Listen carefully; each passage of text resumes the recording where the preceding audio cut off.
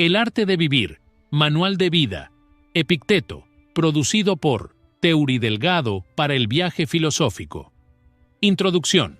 El pequeño libro de Epicteto llamado Enquiridión o Manual ha desempeñado un papel desproporcionadamente grande en el surgimiento de las actitudes modernas y de la filosofía moderna.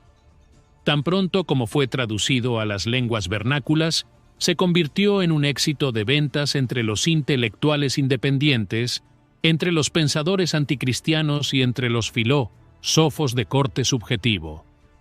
Montaigne tenía un ejemplar del Enquiridión entre sus libros. Pascal rechazó violentamente el orgullo megalómano del filósofo estoico. Federico el Grande llevaba el libro consigo en todas las campañas. Fue una fuente de inspiración y estímulo para Antonio, conde de Shaftesbury, en la grave enfermedad que acabó con su muerte. Muchas páginas de sus diarios contienen pasajes copiados del Enquiridión. Ha sido estudiado y ampliamente citado por filósofos escoceses como Francis Hutcheson, Adam Smith y Adam Ferguson, que valoraban la filosofía moral estoica por su conciliación de la dependencia social y la independencia personal.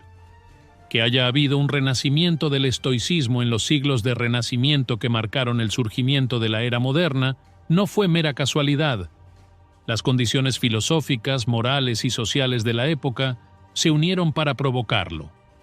El estoicismo romano se había desarrollado en tiempos de despotismo como una filosofía de almas solitarias y valientes que habían reconocido el poder redentor de la razón filosófica en todos los fines morales y sociales de la vida.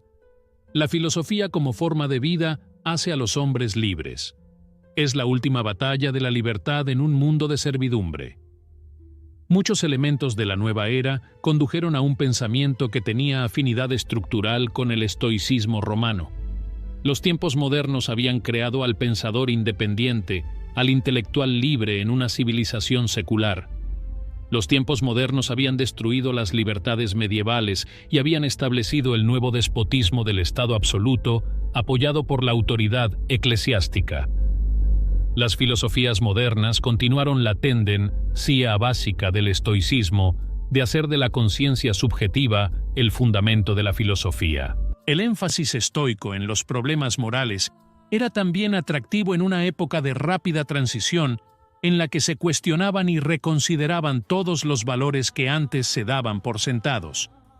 Si bien es interesante observar la variedad de efectos producidos por este pequeño volumen, este epítome del sistema estoico de filosofía moral, estos efectos parecen aún más notables cuando consideramos que no estaba destinado a ser un tratado filosófico sobre el estoicismo para estudiantes.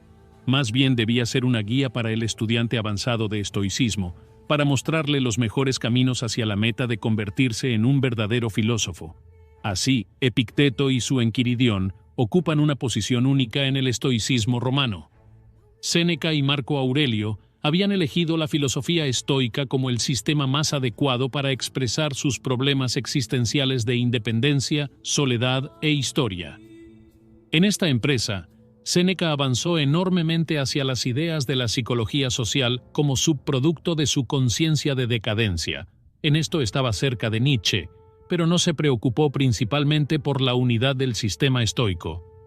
Marco Aurelio transformó la doctrina filosófica en el régimen del gobernante solitario.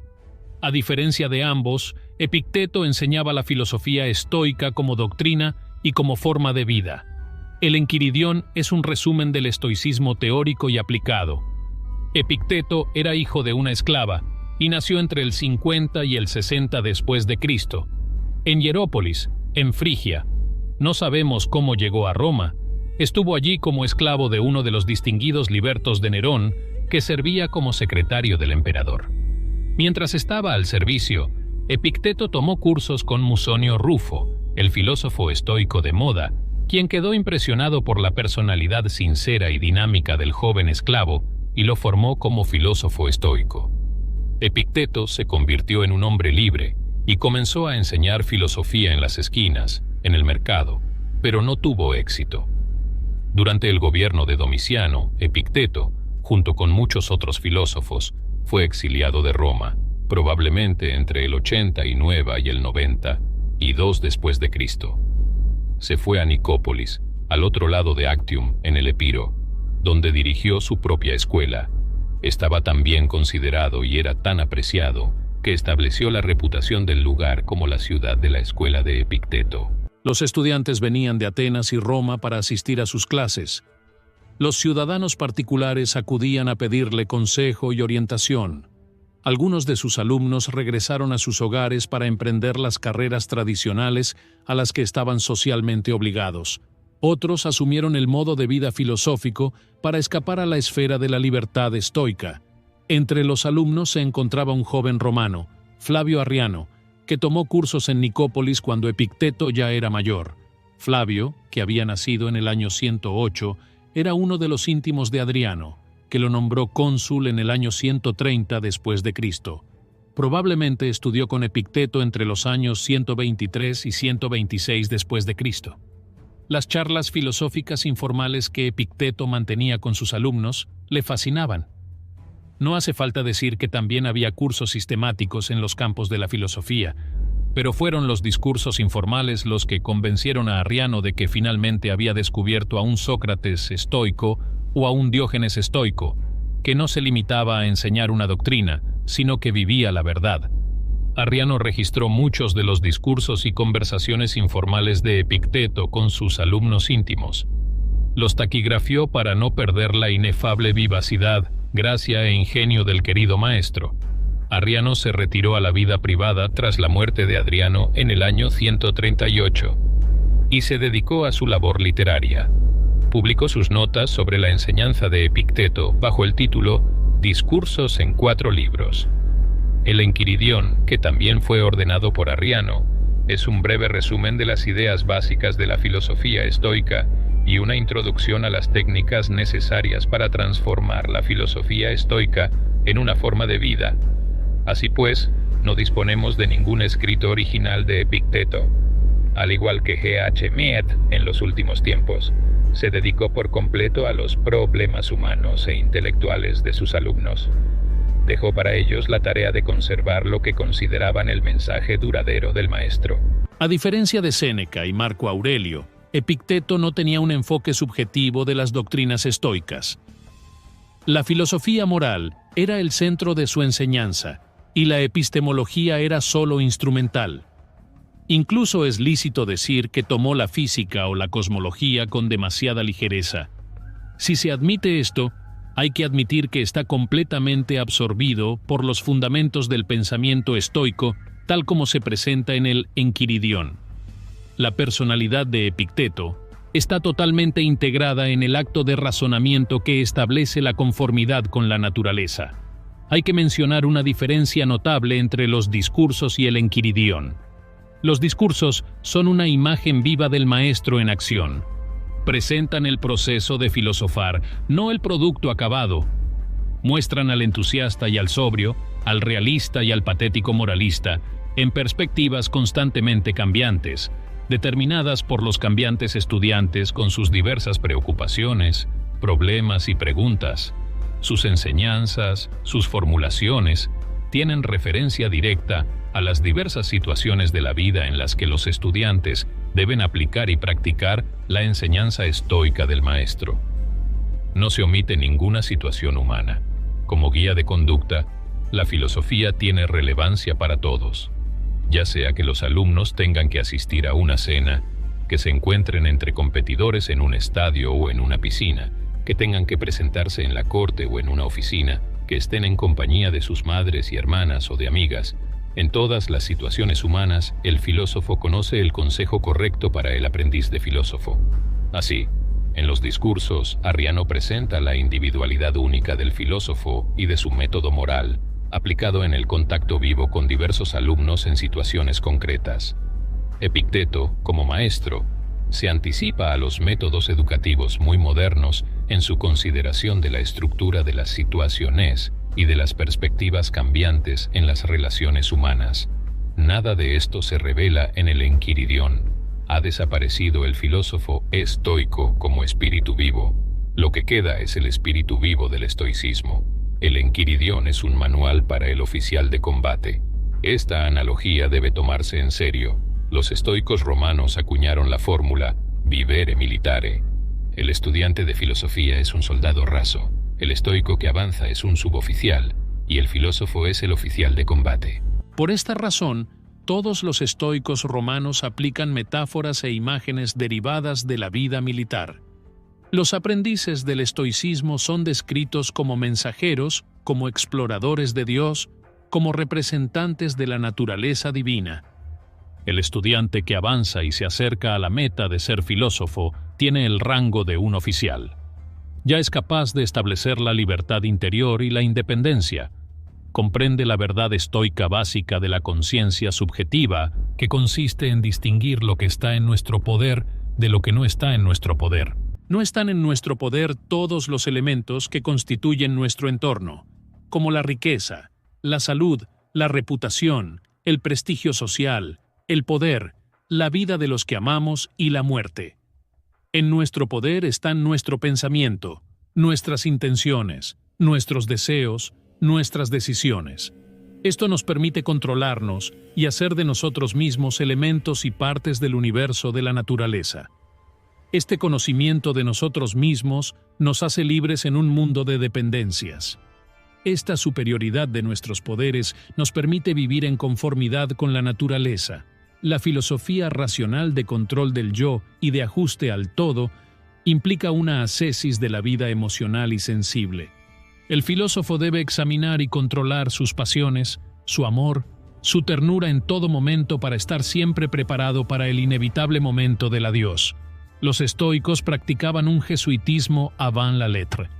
Eran capaces de vivir en el mundo como si no vivieran en él. Para el estoico, la vida es un campamento militar, una obra de teatro, un banquete al que estamos invitados.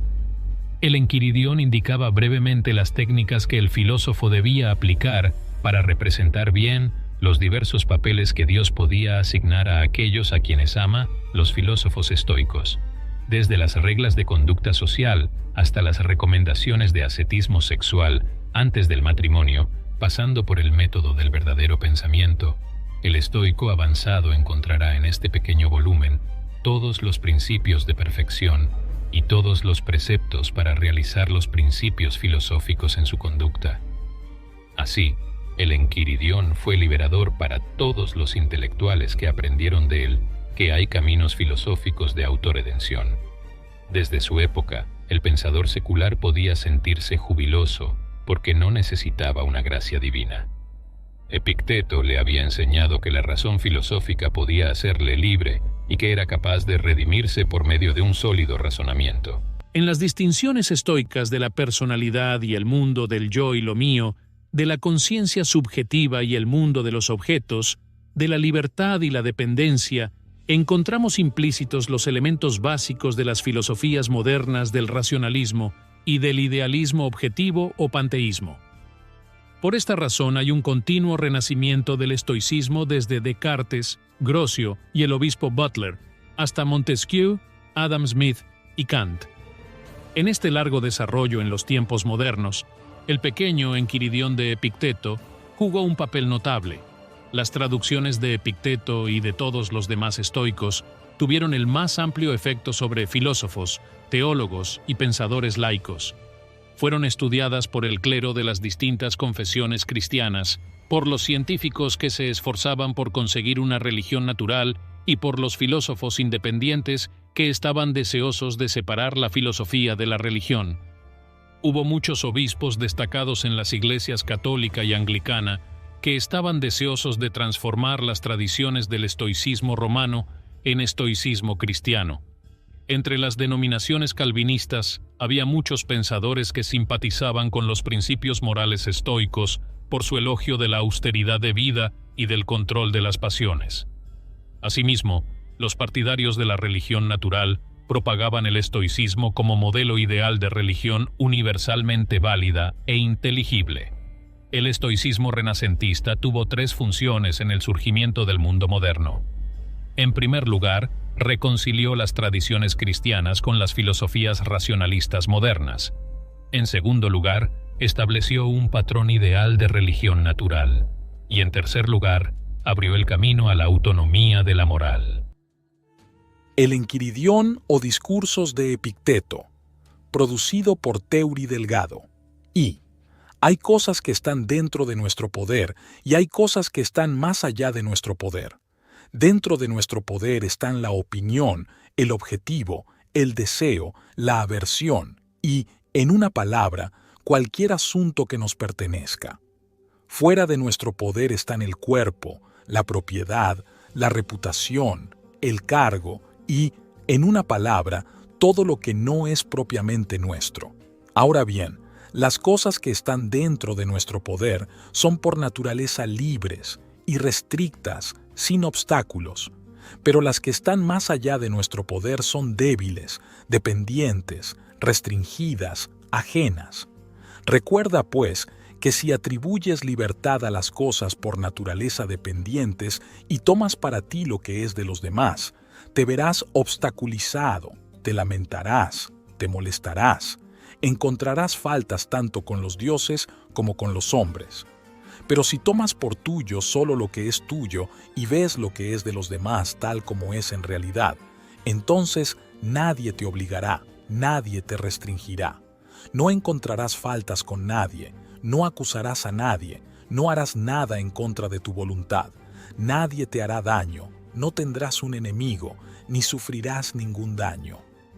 Apuntando, por lo tanto, a estas grandes cosas, recuerda que no debes permitirte ninguna inclinación, por mínima que sea, hacia la consecución de las otras, sino que debes renunciar por completo a algunas de ellas y por el momento posponer las demás. Pero si quieres tener estos y poseer igualmente el poder y la riqueza, puedes perder estos últimos en la búsqueda de los primeros, y ciertamente fracasarás en aquello por lo que solo se consiguen la felicidad y la libertad.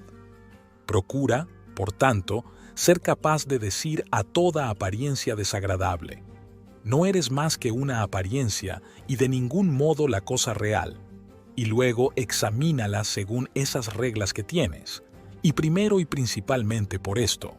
Si se refiere a las cosas que están dentro de nuestro propio poder o a las que no lo están, y si se refiere a algo que está más allá de nuestro poder, prepárate para decir que no es nada para ti. Segundo, recuerda que el deseo exige la consecución de aquello que deseas, y la aversión exige la evitación de aquello a lo que tienes aversión, que el que no consigue el objeto de sus deseos está decepcionado, y el que incurre en el objeto de su aversión es desgraciado. Por lo tanto, si evitas solo las cosas indeseables que puedes controlar, nunca incurrirás en lo que evitas, pero si evitas la enfermedad, la muerte o la pobreza, correrás el riesgo de ser desdichado. Elimina el hábito de la aversión, entonces, de todas las cosas que no están dentro de nuestro poder y aplícalo a las cosas indeseables que están dentro de nuestro poder. Pero por el momento, refrena completamente el deseo, porque si deseas alguna de las cosas que no están dentro de nuestro poder, necesariamente serás decepcionado, y todavía no estás seguro de las que están dentro de nuestro poder, y por lo tanto son objetos legítimos de deseo. Cuando sea prácticamente necesario que persigas o evites algo, hazlo incluso con discreción, dulzura y moderación. Tercero, con respecto a todos los objetos que deleitan la mente o contribuyen al uso o son tiernamente amados, recuérdate de qué naturaleza son, comenzando por las más insignificantes. Si tienes una taza favorita, que no es más que una taza a la que le tienes cariño, pues así, si se rompe, puedes soportarlo. Si abrazas a tu hijo o a tu esposa, que abrazas a un mortal, y así, si alguno de ellos muere, puedes soportarlo. Íguaro, cuando te dispongas a realizar cualquier acción, recuerda de qué naturaleza es la acción. Si vas a bañarte, represéntate los incidentes habituales en el baño, algunas personas que vierten, otras que empujan, otras que regañan, otras que hurtan, y así realizarás esta acción con más seguridad si te dices a ti mismo: ahora iré a bañarme y mantendré mi propia voluntad en armonía con la naturaleza. y así con respecto a cualquier otra acción. Porque así, si surge algún impedimento para bañarte, podrás decir, no era solo bañarme lo que deseaba, sino mantener mi voluntad en armonía con la naturaleza, y no la mantendré así si estoy de mal humor ante las cosas que suceden. Bueno, los hombres se perturban no por las cosas, sino por los puntos de vista que toman de las cosas. Así, la muerte no es nada terrible, si no se lo hubiera parecido a Sócrates. Pero el terror consiste en nuestra noción de la muerte, que es terrible. Por lo tanto, cuando nos sintamos perturbados o afligidos, no lo atribuyamos a los demás, sino a nosotros mismos, es decir, a nuestras propias opiniones.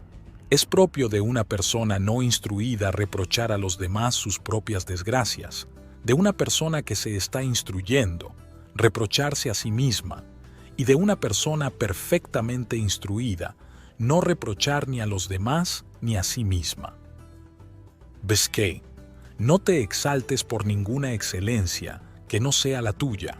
Si un caballo estuviera eufórico y dijera, soy guapo, podría ser soportable, pero cuando estés eufórico y digas, tengo un caballo hermoso, debes saber que estás eufórico solo por el mérito del caballo. ¿Qué es entonces lo tuyo? El uso de los fenómenos de la existencia. De modo que cuando estés en armonía con la naturaleza en este aspecto, estarás eufórico con alguna razón, porque estarás eufórico por algún bien propio. Séptimo, como en un viaje, cuando el barco está anclado, si vas a la orilla a por agua, puedes entretenerte en coger un marisco o una trufa en el camino, pero tus pensamientos deben estar inclinados hacia el barco y perpetuamente atentos, no sea que el capitán llame, y entonces debas dejar todas estas cosas para no tener que ser llevado a bordo del barco, atado como una oveja. Así también en la vida, si en lugar de una trufa o un marisco se te concede algo como una esposa o un hijo, no hay inconveniente, pero si el capitán llama, corre al barco, deja todas estas cosas y no mires nunca atrás. Pero si eres viejo, no te alejes nunca de la nave, no sea que faltes cuando te llamen. Octavo, no exijas que los acontecimientos sucedan como tú quieres, pero desea que sucedan como suceden y te irá bien. Noveno, la enfermedad es un impedimento para el cuerpo, pero no para la voluntad si no le agrada. La cojera es un impedimento para la pierna, pero no para la voluntad. Y dite esto con respecto a todo lo que sucede, pues encontrarás que es un impedimento para otra cosa, pero no verdaderamente para ti mismo. Décimo, ante cada accidente, acuérdate de volverte hacia ti mismo e indagar qué facultad tienes para su uso.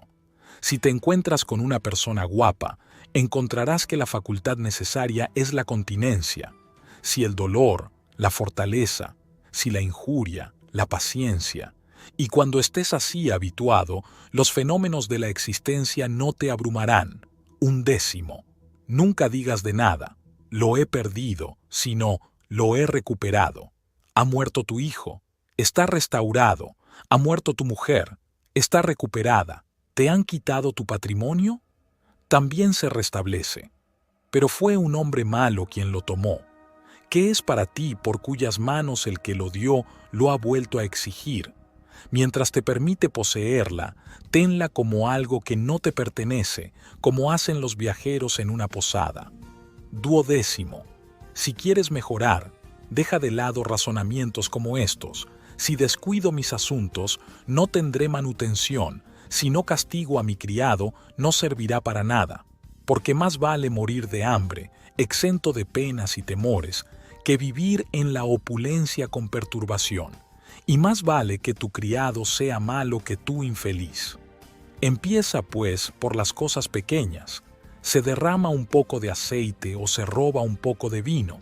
Dígase a sí mismo, este es el precio que se paga por la paz y la tranquilidad, y nada se ha de tener por nada. Y cuando llames a tu criado, considera que es posible que no acuda a tu llamada, o, si lo hace, que no haga lo que deseas.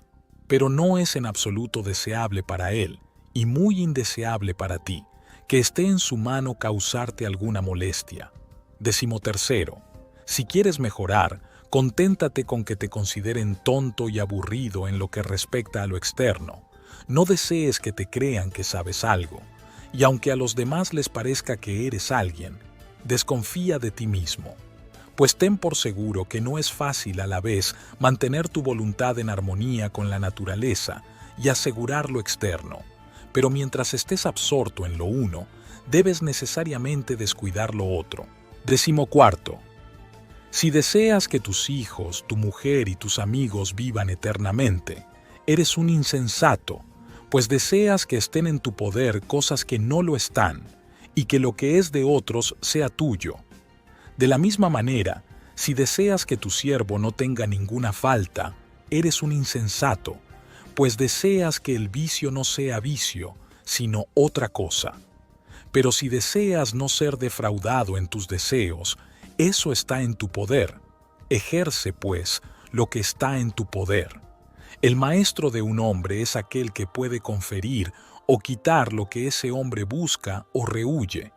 Quien quiera, pues, ser libre, que no desee nada, que no rechace nada que dependa de otros. De lo contrario, será necesariamente un esclavo. 15. Recuerda que debes comportarte como en un banquete. ¿Te traen algo? Extiende la mano y toma una parte moderada. ¿Pasa por tu lado? No lo desprecies. ¿Aún no ha llegado? No anheles desearlo, sino espera a que te llegue. Lo mismo ocurre con los hijos, la esposa, el cargo, las riquezas. Y alguna vez serás digno de festejar con los dioses. Y si ni siquiera tomas las cosas que se te proponen, sino que eres capaz incluso de renunciar a ellas, entonces no solo serás digno de festejar con los dioses, sino también de gobernar con ellos. Porque, haciendo esto, Diógenes y Heráclito y otros como ellos se convirtieron merecidamente en divinos y así fueron reconocidos. 16. Cuando veas a alguien llorar de pena, ya sea porque su hijo se ha marchado al extranjero o porque ha sufrido en sus asuntos, procura no dejarte vencer por el mal aparente, sino discrimina y prepárate para decir: lo que le duele a este hombre no es este suceso en sí mismo, pues a otro hombre podría no dolerle, sino el punto de vista que elige adoptar al respecto. En cuanto a la conversación, sin embargo, no desdeñes acomodarte a él y, si es necesario, gemir con él. Ten cuidado, sin embargo, de no gemir también interiormente. 17. Acuérdate de que eres un actor en un drama de la clase que el autor elija. Si es corto, entonces en uno corto. Si es largo, entonces en uno largo. Si le agrada que representes a un pobre, o a un lisiado, o a un gobernante, o a un ciudadano particular, procura que lo hagas bien. Porque esto es lo que te corresponde, actuar bien el papel dado, pero elegirlo pertenece a otro. 18. Cuando un cuervo grazne desafortunadamente, no te dejes vencer por las apariencias, sino discrimina y di: nada se me presagia, ni a mi mísero cuerpo, ni a mi propiedad, ni a mi reputación, ni a mis hijos, ni a mi esposa. Pero para mí, todos los presagios son afortunados si quiero, porque todo lo que ocurra me corresponde sacar provecho de ello. 19. Puedes ser inconquistable si no entras en ningún combate en el que no esté en tu mano vencer. Cuando, por tanto, veas a alguien eminente en honores o poder, o en alta estima por cualquier otro motivo, ten cuidado de no dejarte desconcertar por las apariencias y de declararlo feliz. Porque si la esencia del bien consiste en las cosas que están en nuestro propio poder, no habrá lugar para la envidia o la emulación. Pero si eres conquistado por ellos, incurrirás en un doble ridículo. 20. Acuérdate de que no es el que insulta o golpea, el que afrenta, sino el punto de vista que tenemos de estas cosas como insultantes. Cuando, por tanto, alguien te provoque, ten por seguro que es tu propia opinión la que te provoca. Procura, pues, en primer lugar, no dejarte desconcertar por las apariencias, Pues si una vez ganas tiempo y respiro, te dominarás más fácilmente. 21. Que la muerte y el destierro y todas las demás cosas que parezcan terribles estén cada día ante tus ojos, pero la muerte principalmente. Y nunca albergarás un pensamiento abyecto, ni codiciarás nada con demasiado afán. 22. Si tienes un deseo ferviente hacia la filosofía, prepárate desde el primer momento para que la multitud se ría y se mofe, y diga: se nos ha vuelto filósofo de una vez. ¿Y de dónde viene esa mirada de soberbia? Ahora, por tu parte, no tengas una mirada arrogante, sino mantente firme en lo que te parezca mejor, como alguien designado por Dios para esta estación en particular. Porque recuerda que, si eres persistente, esas mismas personas que al principio te ridiculizaban te admirarán después. Pero si eres conquistado por ellos, incurrirás en un doble ridículo. 23. Si alguna vez se te ocurre dirigir tu atención a lo externo por el placer de alguien, ten por seguro que has arruinado tu esquema de vida. Confórmate, pues, en todo, con ser un filósofo, y si quieres parecerlo igualmente a alguien, apárselo a ti mismo, y te bastará. 24. Que no te angustien consideraciones como estas. Viviré en el descrédito y no seré nadie en ninguna parte. Porque si el descrédito es un mal, no puedes estar más envuelto en el mal por otro que en la bajeza. Es pues asunto tuyo conseguir el poder o ser admitido en un espectáculo. En absoluto, ¿cómo es entonces, después de todo, este descrédito? ¿Y cómo es cierto que no serás nadie en ninguna parte cuando deberías ser alguien solo en aquellas cosas que están dentro de tu propio poder, en las que puedes ser de la mayor consecuencia? Pero mis amigos no tendrán ayuda. ¿Qué quieres decir con sin ayuda? No tendrán dinero de ti, ni los harás ciudadanos romanos. ¿Quién te ha dicho, pues, que estas son las cosas que están en nuestro poder y no los asuntos de otros? ¿Y quién puede dar a otro lo que él mismo no tiene? Bien, pero consíguelos entonces, para que nosotros también tengamos una parte. Si puedo obtenerlas con la preservación de mi propio honor, fidelidad y respeto a mí mismo, muéstrame el camino y las obtendré. Pero si me exiges que pierda mi propio bien, para que tú puedas ganar lo que no es bueno, considera cuán irrazonable y necio eres. Además, ¿qué prefieres tener? ¿Una suma de dinero o un amigo fiel y honorable? Antes, pues, de ayudarme a ganar este carácter que de exigirme que haga aquellas cosas por las que pueda perderlo. Bien, pero mi país, decís, en la medida en que depende de mí, estará sin asistencia. Aquí, de nuevo, ¿a qué asistencia te refieres? ¿No tendrá pórticos ni baños que tú le proporciones? ¿Y qué significa eso? Pues que ni un herrero la provee de zapatos ni un zapatero de armas. Basta con que cada uno se ocupe plenamente de sus propios asuntos. Y si la proveyerais de otro ciudadano fiel y honorable, ¿no le sería útil? Sí, por lo tanto, tampoco tú mismo le eres inútil. ¿Qué lugar, entonces, dices, ocuparé en el Estado? El que puedas ocupar con la conservación de tu fidelidad y honor, pero sí, por querer ser útil a aquel, pierdes estos. ¿Cómo podrás servir a tu patria si te has vuelto infiel y desvergonzado? 25. Se prefiere a alguien antes que a ti en un entretenimiento o en las cortesías o en las relaciones confidenciales. Si estas cosas son buenas, debes alegrarte de que las tenga, y si son malas, no te apenes por no tenerlas. Y recuerda que no se te puede permitir rivalizar con otros en lo externo sin usar los mismos medios para obtenerlos, pues ¿cómo puede tener una parte igual con el que hace estas cosas quien no acude a la puerta de ningún hombre, no lo atiende, no lo alaba? Eres, pues, injusto e irrazonable si no estás dispuesto a pagar el precio por el que se venden estas cosas, y quieres tenerlas por nada. ¿Por cuánto se venden las lechugas? Un óbolo, por ejemplo. Si otro, entonces, pagando un óbolo se lleva las lechugas, y tú, al no pagarlo, te quedas sin ellas, no te imagines que ha ganado alguna ventaja sobre ti. Porque así como él tiene las lechugas, tú tienes el óvulo que no diste. Así, en el presente caso, no has sido invitado a la diversión de tal persona porque no le has pagado el precio por el que se vende una cena. Se vende por alabanza, se vende por asistencia. Dale, pues, el valor si es para tu beneficio. Pero si al mismo tiempo no quieres pagar lo uno y sin embargo recibir lo otro, eres irrazonable y necio.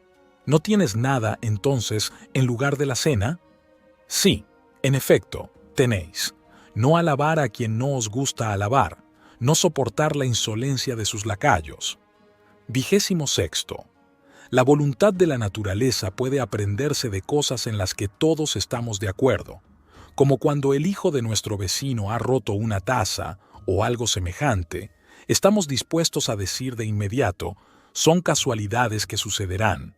Tened, pues, la seguridad de que cuando vuestra propia taza se rompa igualmente, debéis sentiros afectados como cuando se rompió la de otro. Ahora aplica esto a cosas mayores. ¿Ha muerto el hijo o la esposa de otro? No hay nadie que no diga, esto es un accidente de la mortalidad. Pero si a alguien se le muere su propio hijo, inmediatamente dice, ¡ay, qué desdichado soy! Hay que recordar siempre cómo nos afecta oír lo mismo respecto a los demás. 27. Como una marca no se establece para no alcanzar el objetivo, así tampoco existe la naturaleza del mal en el mundo. 28. Si una persona hubiera entregado tu cuerpo a algún transeúnte, ciertamente te enfadarías. ¿Y no sientes vergüenza al entregar tu propia mente a cualquier injuriador para ser desconcertado y confundido? 29. En cada asunto considera lo que precede y lo que sigue, y luego empréndelo.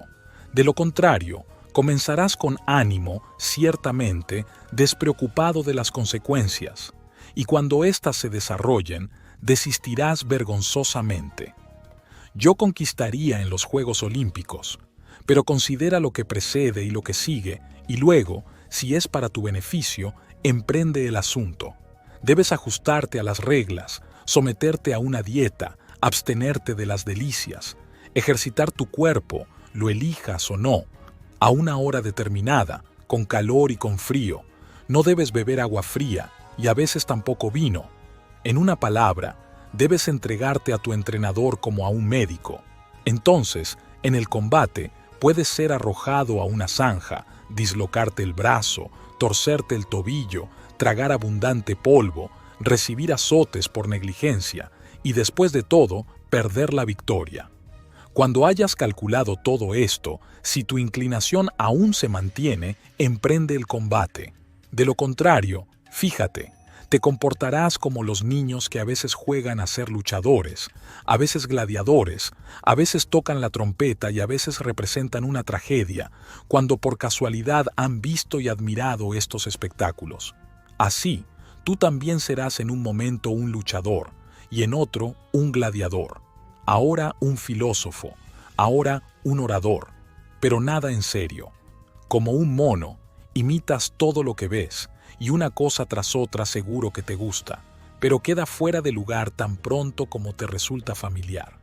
Porque nunca has entrado en nada con consideración, ni después de haber estudiado y probado todo el asunto, sino descuidadamente y con un celo a medias. Así, algunos, cuando han visto a un filósofo y han oído hablar a un hombre como Éufrates, aunque, ciertamente, ¿quién puede hablar como él? Considera primero, hombre, cuál es el asunto y lo que tu propia naturaleza es capaz de soportar.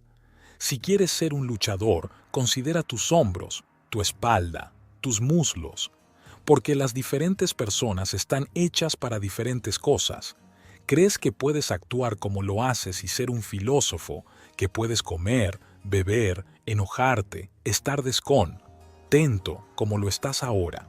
Tienes que vigilar, tienes que trabajar, tienes que dominar ciertos apetitos, tienes que dejar a tus conocidos, ser despreciado por tu sirviente, que se rían de ti los que conoces, salir peor parado que otros en todo, en los cargos, en los honores ante los tribunales. Cuando hayas considerado plenamente todas estas cosas, Acércate, si te place, es decir, si, al separarte de ellas, tienes la intención de comprar serenidad, libertad y tranquilidad.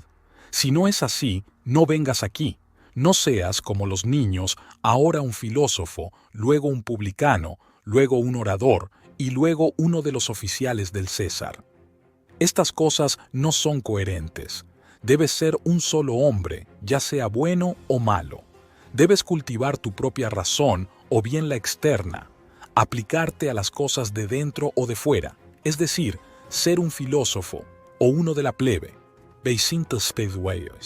Los deberes se miden universalmente por las relaciones. ¿Es cierto hombre tu padre? Esto implica cuidarlo, someterse a él en todo, recibir pacientemente sus reproches, su corrección. Pero es un mal padre. Entonces, ¿tu vínculo natural es con un buen padre? No, sino a un padre. ¿Es un hermano injusto? Pues conserva tu propia relación justa hacia él. No consideres lo que él hace, sino lo que tú debes hacer para mantener tu propia voluntad en un estado conforme a la naturaleza, pues otro no puede herirte si no te place. Entonces serás herido cuando consientas en ser herido. Así pues, si te acostumbras a contemplar las relaciones de prójimo, de ciudadano, de comandante, podrás deducir de cada una los deberes correspondientes. 21. Ten la certeza de que la esencia de la piedad hacia los dioses radica en esto, en formarte opiniones correctas respecto a ellos, en cuanto a que existen y gobiernan el universo justamente y bien. Y fíjate en esta resolución para obedecerlos y ceder ante ellos y seguirlos de buen grado en medio de todos los acontecimientos como regidos por la más perfecta sabiduría, porque así nunca encontrarás faltas en los dioses ni los acusarás de descuidarte. Y no es posible que esto se afecte de otra manera que no sea apartándose de las cosas que no están dentro de nuestro propio poder y haciendo que el bien o el mal consistan solo en las que sí lo están. Porque si supones que otras cosas son buenas o malas, es inevitable que, cuando te decepcionen de lo que deseas o incurras en lo que quieres evitar, reproches y culpes a sus autores. Porque toda criatura está naturalmente formada para huir y aborrecer las cosas que parecen perjudiciales y lo que las causa, y para perseguir y admirar las que parecen beneficiosas y lo que las causa. Es impracticable, pues, que quien se supone perjudicado se alegre de la persona que, según piensa, le perjudica, así como es imposible alegrarse del propio perjuicio. De ahí también que un padre sea injuriado por su hijo cuando no le imparte las cosas que le parecen buenas, y esto hizo que Polinices y Eteocles se mistaran mutuamente. Ese imperio les parecía bueno a ambos. Por este modo, Tibo, el agricultor, injuria a los dioses, y lo mismo hacen el marinero, el comerciante o los que han perdido a su mujer o a su hijo, porque donde está nuestro interés, allí también se dirige la piedad, de modo que quien se cuida de regular sus deseos y aversiones como debe, se cuida también de la piedad. Pero también incumbe a cada uno ofrecer libaciones y sacrificios y primicias, según las costumbres de su país, con pureza, y no con descuido ni negligencia, ni con avaricia, ni tampoco con extravagancia. 22. Cuando recurras a la adivinación, recuerda que no sabes cuál será el suceso, y vienes a aprenderlo del adivino. Pero ¿de qué naturaleza es lo sabías antes de venir? Al menos si eres de mente filosófica. Porque si está entre las cosas que no están en nuestro poder, no puede ser de ninguna manera ni bueno ni malo. Por lo tanto, no lleves contigo al adivino ni el deseo ni la aversión, de lo contrario te acercarás a él temblando, sino que primero entiende claramente que todo acontecimiento es indiferente y nada para ti, sea del tipo que sea, porque estará en tu mano hacer un uso correcto de él, y esto nadie puede impedirlo. Acude entonces con confianza a los dioses como tus consejeros, y después, cuando te den algún consejo, recuerda qué consejeros has asumido y cuyo consejo desatenderás si lo desobedeces. Acude a la adivinación como lo prescribió Sócrates, en los casos en que toda la consideración se relaciona con el acontecimiento y en los que no se ofrecen oportunidades mediante la razón o cualquier otro arte para descubrir el asunto en cuestión. Cuando, por lo tanto, es nuestro deber compartir el peligro de un amigo o de nuestro país, no debemos consultar al oráculo sobre si lo compartiremos con ellos o no, porque aunque el adivino nos advierta que los auspicios son desfavorables, esto no significa más que se presagia la muerte o la mutilación o el exilio. Pero tenemos la razón dentro de nosotros, y nos dirige, incluso con estos riesgos, a permanecer junto a nuestro amigo y nuestro país. Atended, pues, al mayor adivino, el dios Pitón, que una vez expulsó del templo a quien se desentendió de salvar a su amigo. 33. Comienza por prescribirte un carácter y una conducta que puedas conservar tanto a solas como en compañía. Guarda casi siempre silencio, o habla solo lo necesario y con pocas palabras. Podemos, sin embargo, entrar en el discurso con moderación a veces, cuando la ocasión lo requiera, pero que no se trate de ninguno de los temas comunes, como los gladiadores, las carreras de caballos, los campeones de atletismo, la comida, la bebida, temas vulgares de la conversación, y especialmente no sobre los hombres, ya sea para culpar, alabar o hacer comparaciones. Si puedes, entonces, con tu propia conversación, llévala de tu compañía a temas apropiados, pero si te encuentras entre extraños, guarda silencio. No permitas que tu risa sea fuerte, frecuente o abundante. Evita los juramentos si es posible, evita las diversiones públicas y vulgares, pero si alguna vez se te presenta la ocasión, mantén tu atención en el tramo para no caer imperceptiblemente en la vulgaridad. Porque ten por seguro que si una persona es tan pura, si su compañero se corrompe, el que conversa con él también se corromperá. No proveas las cosas relacionadas con el cuerpo más allá de lo que requiere la necesidad absoluta, como la comida, la bebida, el vestido, la casa, el séquito. Pero deja de lado todo lo que mira hacia el espectáculo y el lujo. Antes de casarte, guárdate con toda tu capacidad de no tener relaciones ilícitas con las mujeres, pero no seas poco caritativo ni severo con los que son inducidos a ello, ni te jactes frecuentemente de que tú mismo haces lo contrario. Si alguien te dice que cierta persona habla mal de ti, no te excuses de lo que se dice de ti, sino responde: ignoraba mis otras faltas, si no, no habría mencionado solo estas. No es necesario que aparezcas a menudo en los espectáculos públicos, pero si alguna vez hay una ocasión propicia para que estés allí, no te muestres más solícito por ningún otro que por ti mismo, es decir, desea que las cosas sean solo como son, y que solo gane el mejor, porque así nada irá en tu contra, pero abstente por completo de aclamaciones y burlas y de emociones violentas, y cuando te vayas, no discutas mucho sobre lo que ha pasado y que no contribuye en nada a tu propia enmienda, porque por tal discurso parecería que os habéis deslumbrado con el espectáculo. No te apresures a asistir a los recitales privados, pero si asistes, conserva tu gravedad y dignidad, y evita, sin embargo, hacerte desagradable. Cuando vayas a conferenciar con cualquier persona, y especialmente con alguien que parezca tu superior, represéntate cómo se comportarían Sócrates o Zenón en tal caso, y no estarás en apuros para afrontar adecuadamente lo que pueda ocurrir. Cuando vayas a presentarte ante alguien con poder, imagínate que no lo encontrarás en casa, que te dejarán fuera, que no te abrirán las puertas, que no se fijará en ti. Si, con todo esto, es tu deber IR, soporta lo que ocurra y nunca te digas, no valía tanto, porque esto es vulgar y propio de un hombre desconcertado por lo externo. En compañía, Evita una mención frecuente y excesiva de tus propias acciones y peligros, porque por muy agradable que sea para ti mismo aludir a los riesgos que has corrido, no es igualmente agradable para los demás escuchar tus aventuras.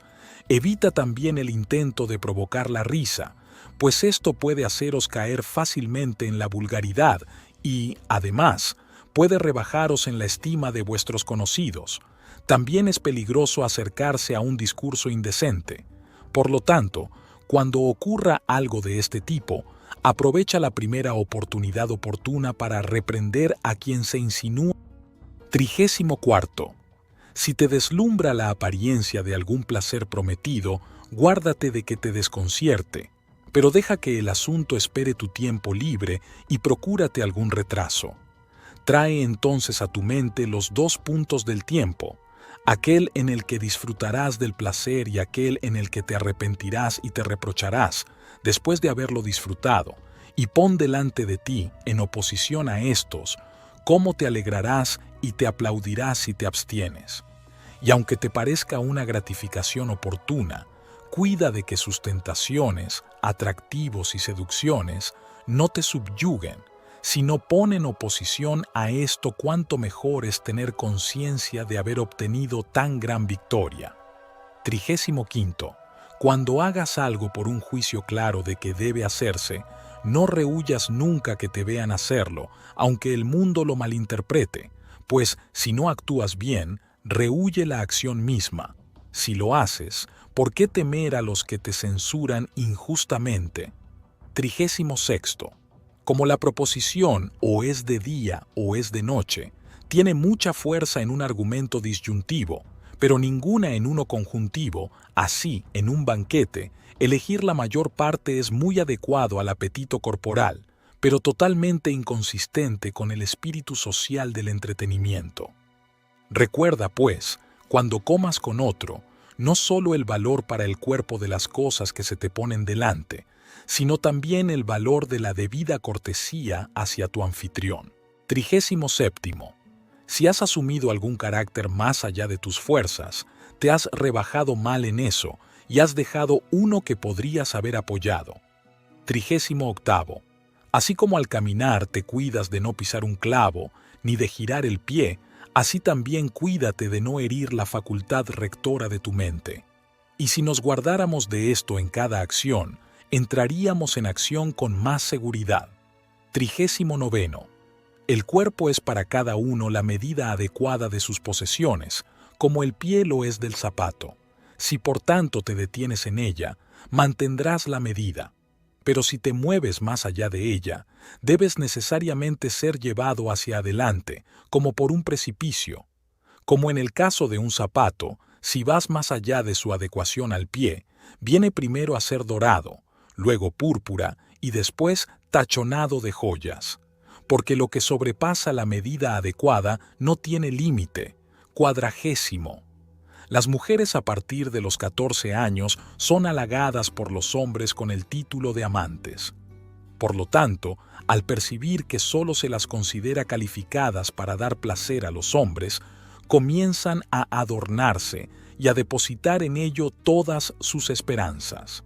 Vale la pena, pues, intentar que se perciban honradas solo en la medida en que se muestren bellas en su porte y modestamente virtuosas. 41.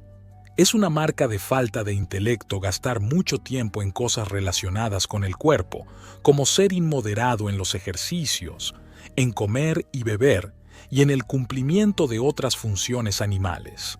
Estas cosas deben hacerse incidentalmente, y nuestra fuerza principal debe aplicarse a nuestra razón. 42. Cuando alguna persona hace mal por ti o habla mal de ti, recuerda que actúa o habla desde la impresión de que es correcto que lo haga. Ahora bien, no es posible que siga lo que a ti te parece correcto, sino solo lo que a él mismo le parece. Por lo tanto, si juzga a partir de falsas apariencias, él es la persona perjudicada, ya que él también es la persona engañada. Pues si alguien toma como falsa una proposición verdadera, no se perjudica la proposición, sino que solo se engaña el hombre. Partiendo, pues, de estos principios, soportarás mansamente a una persona que te injuria, pues dirás en cada ocasión, así le pareció.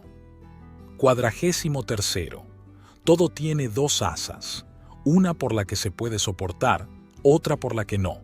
Si tu hermano actúa injustamente, no agarres el asunto por el asidero de su injusticia, pues por éste no se puede soportar, sino por el contrario, que es tu hermano, que se ha criado contigo, y así lo agarrarás como se debe soportar. 44. Estos razonamientos no tienen ninguna conexión lógica. Soy más rico que tú, por lo tanto, soy tu superior. Soy más elocuente que tú, por lo tanto, soy tu superior. La verdadera conexión lógica es más bien esta: soy más rico que tú, por lo tanto, mis posesiones deben superar las tuyas.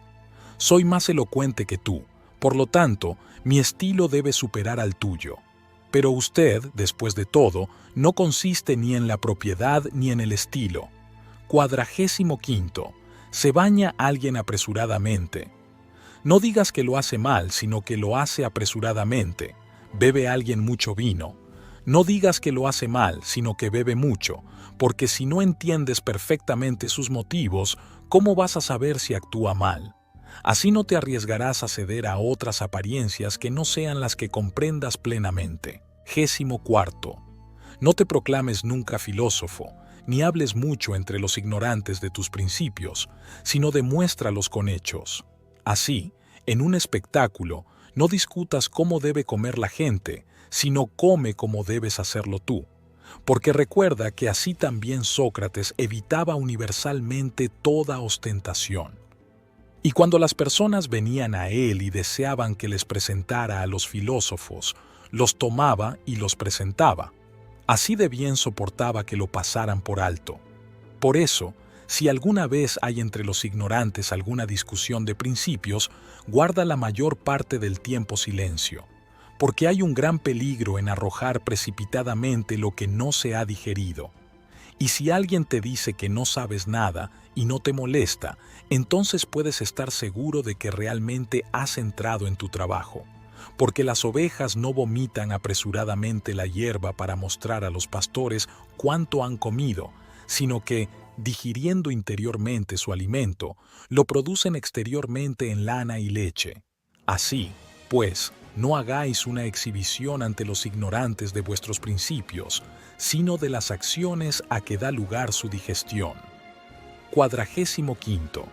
Cuando hayas aprendido a alimentar tu cuerpo frugalmente, no te compadezcas de ello, ni, si bebes agua, estés diciendo en cada ocasión, bebo agua. Pero considera primero cuánto más frugales son los pobres que nosotros y cuánto más pacientes con las dificultades. Si en algún momento quieres someterte por medio del ejercicio a trabajos y privaciones, por tu propio bien y no por el público, no intentes grandes hazañas. Pero cuando tengas una sed violenta, simplemente enjuágate la boca con agua y no se lo digas a nadie. 46. La condición y característica de una persona vulgar es que nunca busca ni ayuda ni daño en sí mismo, sino solo en lo externo. La condición y característica de un filósofo es que busca en sí mismo toda ayuda o daño.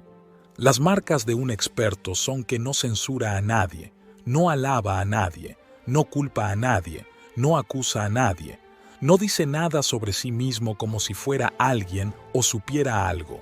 Cuando se ve obstaculizado o frenado en algún caso, se acusa a sí mismo, y si se le elogia, se sonríe a sí mismo de la persona que le elogia, y si se le censura, no hace ninguna defensa, pero va con la cautela de un convaleciente, cuidadoso de interferir en todo lo que va bien, pero aún no está del todo seguro.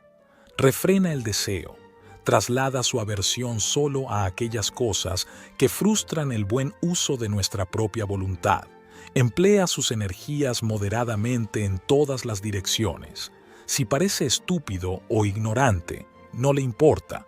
Y, en una palabra, se vigila a sí mismo como a un enemigo y a uno en emboscada. 47. Cuando alguien se muestre vanidoso en poder entender, e interpretar las obras de Crisipo, dígase a sí mismo: si Crisipo no hubiera escrito de forma oscura, esta persona no tendría nada de qué envanecerse. Pero, ¿qué es lo que deseo? Entender la naturaleza y seguirla. Pregunto pues, ¿quién la interpreta? Y oyendo que Crisipo lo hace, recurro a él. No entiendo sus escritos. Busco pues a alguien que los interprete. Hasta aquí no hay nada que me valga. Y cuando encuentro un intérprete, lo que queda es hacer uso de sus instrucciones. Solo esto es lo valioso.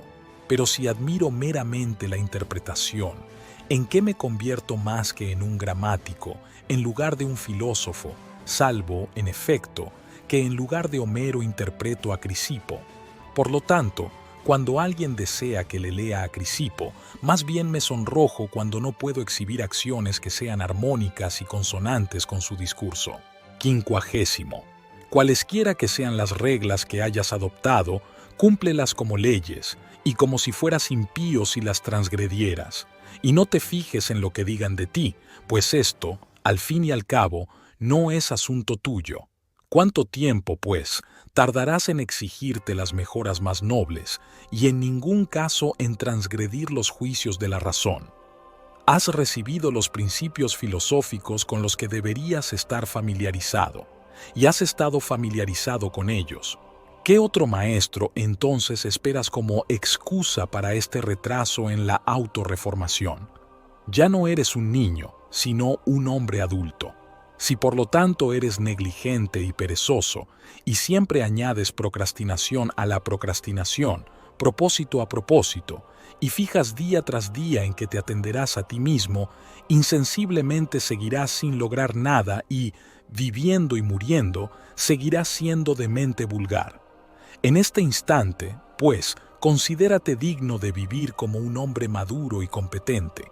Que lo que te parezca mejor sea para ti una ley inviolable, y si se te presenta algún caso de dolor o de placer, de gloria o de desgracia, recuerda que ahora es el combate, ahora es la olimpiada, y no se puede aplazar, y que por un fracaso y una derrota se puede perder o ganar el honor.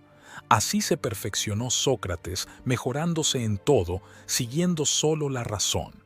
Y aunque tú no seas todavía un Sócrates, debes, sin embargo, vivir como quien busca ser un Sócrates. 51.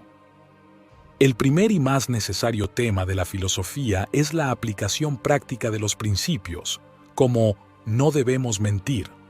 El segundo es el de las demostraciones, como ¿por qué no debemos mentir? El tercero, el que da fuerza y conexión lógica a los otros dos, como ¿por qué esto es una demostración? Porque, ¿qué es una demostración? ¿Qué es una consecuencia? ¿Qué es una contradicción? ¿Qué verdad? ¿Qué falsedad?